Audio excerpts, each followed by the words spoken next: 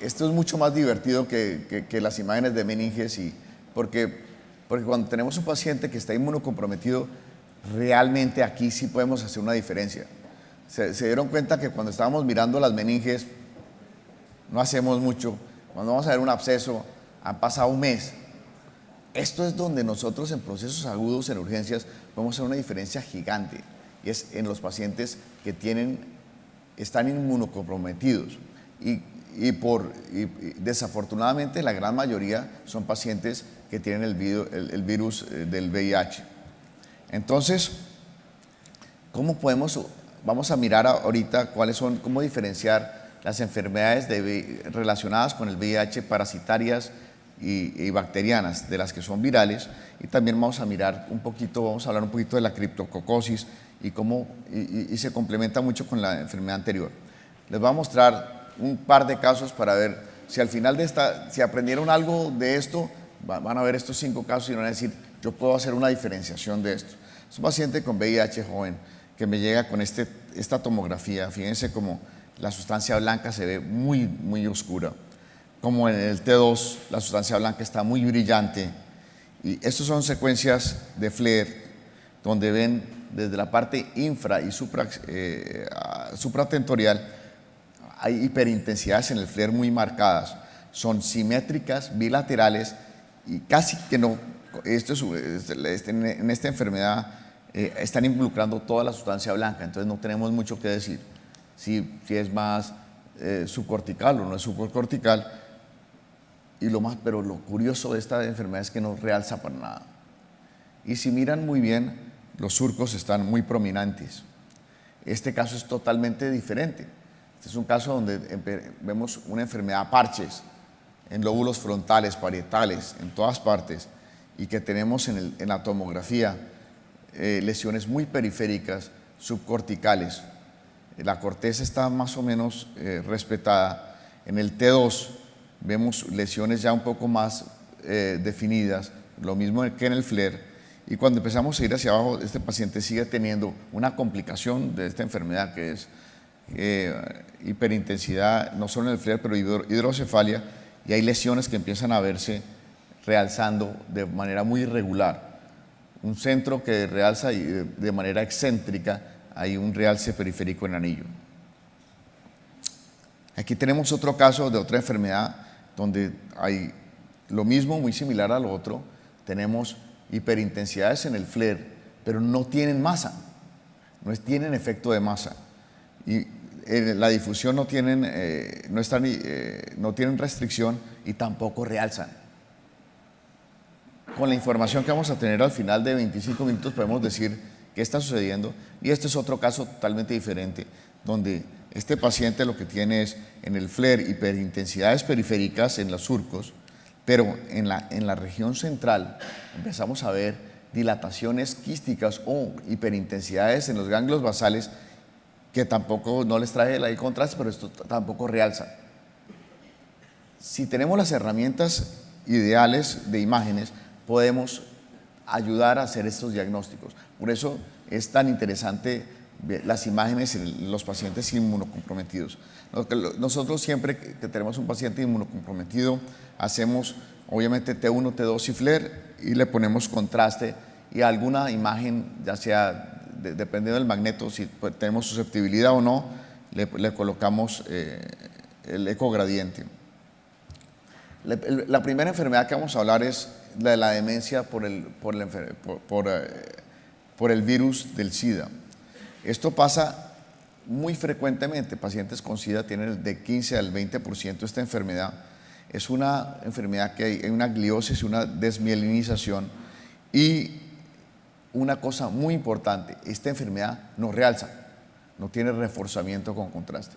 Por eso necesitamos el contraste y no le gusta mucho la sustancia subcortical blanca. En el TAC, en la tomografía, vamos a ver hipodensidades en la parte tardía, pero puede ser normal. Pero lo más importante es en las imágenes que vamos a tener pérdida de volumen, esta enfermedad le gustan los glóbulos frontales un poco más y le gusta la rodilla del cuerpo calloso. Cuando hagamos espectroscopía, si lo llegan a necesitar, va a tener una disminución del N-acetilaspartato con un aumento de la colina y el mioinositol. Entonces, siempre que tengan un caso de un paciente que llegue con SIDA y ustedes vean que tiene realce o que tenga efecto de masa, no es una encefalopatía por el virus del VIH. Es muy sencillo. Siempre piensen en otras cosas que estén complicando esto. Este es un caso muy similar al que tuvimos y así generalmente vemos a los pacientes. Es un paciente de 32 años, llega el paciente, está un poquito con confusión y con SIDA y vemos que hay una patología que está en el FLAIR en los dos hemisferios de forma simétrica, periventricular y en la sustancia blanca profunda.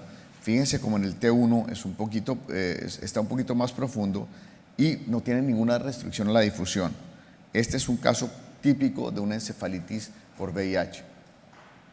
Les traje otro caso para que es un poco más pronunciado. Este paciente tenía 54 años, pero fíjense que la pérdida de volumen es mucho más pronunciada de la que ustedes esperarían por la edad.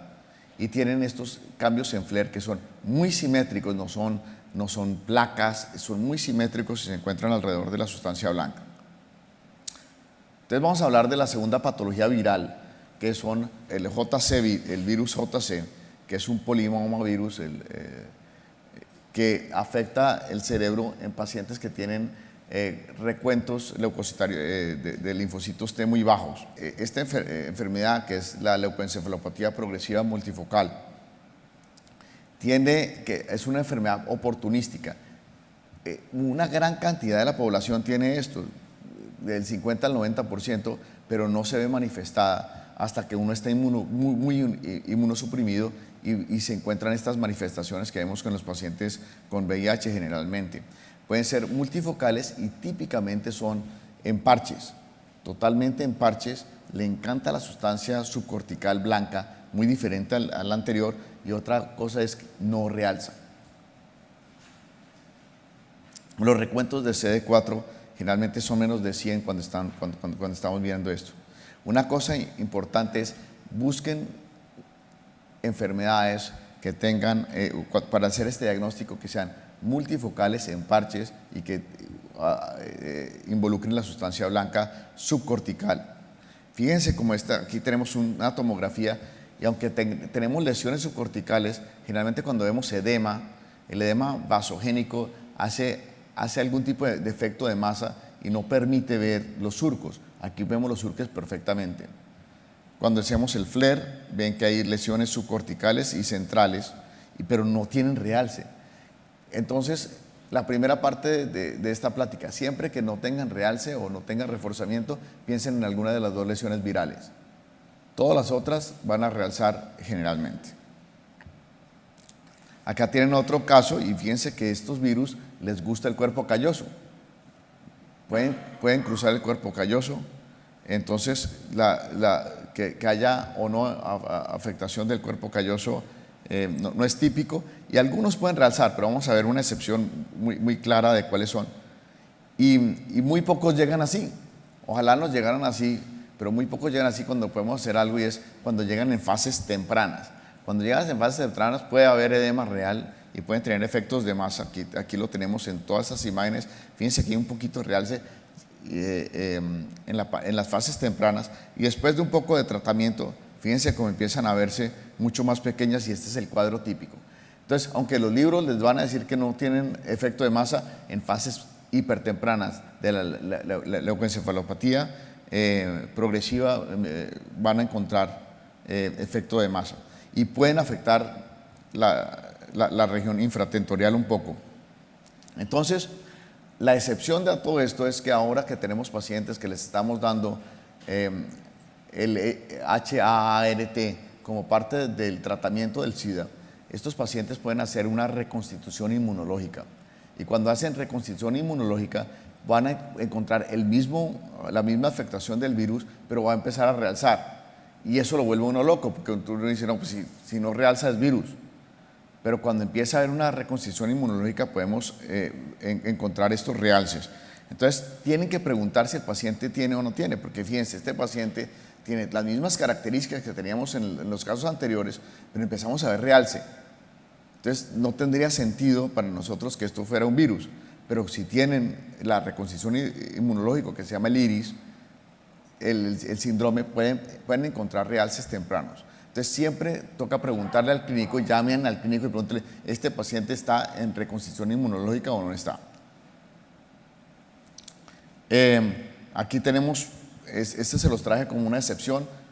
Los pacientes no les gusta leer los libros, entonces no todos son periféricos. Este es un PML central. Entonces, obviamente los diagnostiqué mal, pero bueno, ¿cómo hacemos? Y la espectroscopía, como pueden ver acá, hay una inversión de la ENA y la colina como si fuera un tumor. Entonces, se ve parecido a los tumores. Pasemos al toxoplasma. El toxoplasma es muy importante porque es la infección más frecuente que hay en el SIDA. Se encuentran muchas lesiones, estos realzan, a diferencia de los otros, les gusta la región córtico-medular. Esto que ven en la cuarta parte, que es el signo del target, o el target es la diana excéntrica, se ve en el 50%, si no menos de los casos, pero si lo ven, empiecen a hacer apuestas por toxoplasma. Es bueno apostar por algo, pero es muy difícil encontrar la diferencia entre el toxoplasma y el linfoma. Si ustedes son muy buenos, les voy a dar 2 o 3 claves, pero siempre que pongan toxoplasma metan linfoma porque se van a equivocar. Así crean que tienen la razón. El toxoplasma es la infección oportunística más frecuente en pacientes inmunosuprimidos, sobre todo con SIDA, en el sistema nervioso. La literatura pueden encontrar del 15 al 50%, entonces uno se tiene que aprender esta enfermedad. Es muy difícil saber la diferencia y es muy empírico entre el linfoma y el toxoplasma. Y entonces lo que hacen es que muchas veces dan tratamientos empíricos para la enfermedad infecciosa y ven si mejora, y entonces saben que fue toxoplasma. No. Ahora con el PCR pueden encontrar un poco más rápido si hay o no la enfermedad infecciosa o no. Y si están en un sitio que pueden hacer medicina nuclear, el talio y el PET tienden a ser positivos en linfoma y no son positivos en la toxoplasmosis. Fíjense como este caso se ve muy parecido al PML, subcortical, hiperintenso en el T2, pero aquí hay efecto de masa. Esto es realmente edema vasogénico. Es totalmente irregular como el otro, pero cuando le ponemos contraste, fíjense la diferencia, este realza. ¿Se acuerdan que el PML, los virus no tienden a realzar? Y este realce tiene en diana excéntrico. Tiene pedazos de la diana esas de cuando uno va a disparar, pero si uno va a disparar una diana de estas va a ser muy complicado darle al blanco. Este es el típico efecto que vamos a encontrar de realce en el VIH, con toxoplasma. Se pueden ver así nodulares, pero generalmente así sean nodulares, van a encontrar algún tipo de realce en anillo, van a tener edema vasogénico y van a ser muy regulares. El problema es que el linfoma, vea cómo se ven igualitos. Entonces, ¿cómo diferenciamos un linfoma que tiene un realce casi que similar en diana, es periférico? Entonces, solo hay un par de características que nos ayudan. La primera característica es que el linfoma, si llega a extenderse a la región subependimaria, eso nunca le pasa al toxoplasma. Entonces, si ven realce subependimario, piensen en linfoma. Y la segunda es que los linfomas no sangran, pero los linfomas inmunosuprimidos sí sangran. Uno le enseña siempre, los linfomas no sangran, el linfoma inmunosuprimido sangra. Si ven sangrado, piensen también que esto es un linfoma. Aquí tenemos ese caso, parecía, ¿es toxoplasma o no es toxoplasma? Suerte. Pero con esas dos, con que ustedes digan que no es viral, ya tienen una gran diferenciación y podemos decir que está realzando y el tratamiento va a ser muy diferente. Vamos a terminar, porque ya se me está acabando el tiempo, con el criptococo. El criptococo es fascinante, porque todas las meningitis que les hablé al comienzo, el criptococo es totalmente diferente. Como es una enfermedad fúngica, no hace una activación del sistema inmune igual que las otras meningitis. Entonces no va a ser realce en forma típica.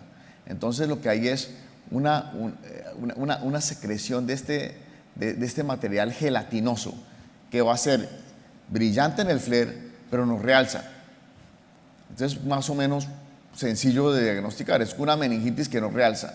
Pero aparte de eso, como le gustan los espacios perivasculares que habíamos visto en la conferencia anterior, se mete por los espacios perivasculares que van a los ganglios basales y empieza a hacer estos quistes gelatinosos que se ven brillantes en el T2 y en el FLAIR, pero no tienden a realzar mucho. Entonces es muy bueno y podemos hacer esa diferenciación nosotros a partir de las imágenes. Entonces este material mucoso, siempre que piensen en criptococo, es un material mucoso que se ve brillante en el FLAIR y no está realzando. De todos los criptococos que nosotros vemos al año, mucho más de la mitad no realzan. Entonces yo me siento muy cómodo, pero si realzan, nuevamente, no estamos para diferenciar o no, pero es para decirle a los clínicos, piensen en esto. Generalmente cuando están avanzados ya tienen, ya están involucrando los ganglios basales, entonces también ayuda muchísimo. Y cuando le hacen la punción lumbar, que le van a hacer punción lumbar a todos, nadie dice voy a tratar criptococo por imágenes, pues una locura, ¿sí? Pero por lo menos uno les está guiando un poco en la parte diagnóstica. Acuérdense que la hidrocefalia, como en todas las meningitis, va a ser una complicación. Estos no tienden a ser el criptococo tan no tiende a dar los mismos espectros de las otras meningitis que vimos en los pacientes intactos. Entonces, la meningoencefalitis por criptococo son lesiones que tienen alta difusión, no tienen realce y la infección tiene una pequeña reacción inflamatoria algunas veces. Pero fíjense en este caso, este es un caso, tienen un paciente, les llega y ven en el FLAIR estas hiperintensidades bilaterales, no se parece a nada a lo que hemos visto anteriormente, son altas en FLAIR y en el T2 y no realzan. Y si se fijan con cuidado, los surcos cerebrales están un poquito pequeños. Esto es una criptococosis. Nosotros podemos ayudar mucho en este diagnóstico. Fíjense que con el T1 con contraste nos realzan mucho. Entonces, este es el cuadro que traté de traerles de conclusión, y es, ¿qué hacemos cuando viene un paciente que está inmunocomprometido? Entonces, lo primero es llamen al clínico y díganle, ya le hicieron el VIH. Ese paciente, nuestro cuadro clínico cambia totalmente entre mi primera conferencia y la segunda, porque son patologías totalmente diferentes. Pero si el paciente está inmunocomprometido, van a tener una gama de enfermedades que son totalmente diferentes y podemos ayudar realmente si el paciente está inmunosuprimido. Entonces, aquí les puse cuáles son. Cuando estaba haciendo este diagrama, tómenle fotos porque yo tampoco me acuerdo mucho, entonces les traje este otro diagrama para ver si eso me ayuda un poquito más. Pero este diagrama yo creo que me ayuda un poco más, y es, tenemos pacientes que tienen lesiones en FLAIR. ¿Dónde están localizadas? Son periventriculares de la sustancia blanca o de los surcos. Si son de los surcos y no realza y están en los ganglios basales, comprueben eso, ya saben que esto es un criptococo. Pero si llegan a tener lesiones en el FLAIR y son simétricas periventriculares y el paciente está inmunocomprometido y no realzan, cada vez que digan no realzan, es una enfermedad viral. Entonces, si es simétrico y periventricular, es una encefalitis por VIH. Si no realza y es a parches subcortical, piensen en el PML, en la leucoencefalopatía viral. Ahora, el problema es que en la leucoencefalopatía, si el paciente ha estado con HART, puede realzar. Entonces acuérdense que si están convencidos que pregunten si están en tratamiento con HART, puede realzar. Pero si tiene efecto de masa y parece cualquier otra cosa, puede ser linfoma o toxoplasmosis, está realzando. ¿Cómo hacen la diferencia? Suerte. Pero si tiene una diana excéntrica, pueden favorecer que es un toxoplasma. Si tiene hemorragias, favorecen que es un linfoma. Y si hay y si hay extensión subependimaria, es un linfoma. Y van a quedar como unos príncipes, unas princesas. Estos son los casos. Este primero, a ver, este era un toxoplasma, como pueden ver. Lo que se les pasó a todos es que no vieron que tenía una hemorragia retiniana. A mí también se me pasó, no, tuve mucho más tiempo para mirarlo. Este era típico, simétrico, periventricular, muy avanzado, pero este era una encefalopatía por VIH. Este nos realzaba, ya se los mostré, este es un PML. Y este, fíjense que es central. ¿Quién sabe si esto es un toxoplasma o un linfoma? Suerte. Pongan los dos. Uno cae por el reporte, no por la boca, sino por el reporte. Y este, fíjense, central, hidrocefalia, no está realzando, es el típico criptococo. Bueno, con eso terminamos las enfermedades infecciosas del cerebro. Muchas gracias.